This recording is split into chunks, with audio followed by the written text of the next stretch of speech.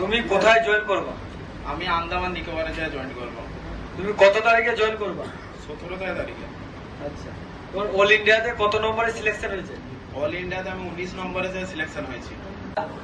আপনি যে টিআরমিতে চাকরি পেয়েছেন, আমাদের এই মানিকগড় কোচিং সেন্টারের আপনার পিছনে অবদানটা কি সেটা আমরা আপনার কাছ থেকে জানতে চাই, এবং আপনি যে 17 তারিখে জয়েন্ট হবেন সেটা কোথায় হবেন এবং কবে যাবেন এখান থেকে? আমার এখানে এই চাকরি পাওয়ার উপলক্ষে যিনি আমাদের কোচিং ওনার ইজায়দা, উনি আমাকে খুবই টাফ প্র্যাকটিস করিয়েছে, ঠিক আছে। এবং আমাকে যে রাতে যে পড়তে হবে সেগুলো সবই আমাকে দেখিয়েছে, যে কখন পড়তে হবে কি না হবে।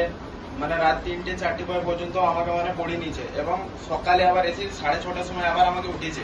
আমার চোখ মুখ লাল হয়ে থাকতো এবং আমাকে বলতো যে তুমি আমার উপরে আমাকে চাকরিটা পেতেই হবে, ঠিক আছে। আমি সেই মতো ই করেছিলাম, এবং আমার কোচিং ওনারের মানিকগড় অ্যাথলেটিক কোচিং সেন্টারে ইজাই স্যার আমার উপরে ভীষণ অবদান আছে, এবং আমার সার্টিফিকেট থেকে আরম্ভ করে এবং যা কিছু করার সবকিছু আমার ইজায়দা করেছে, হয়তো দেখিয়েছে, ঠিক আছে। এবং ইজায়দা আমার এই চাকরি পাওয়ার পিছনে অনেক অবদান আছে, ঠিক আছে।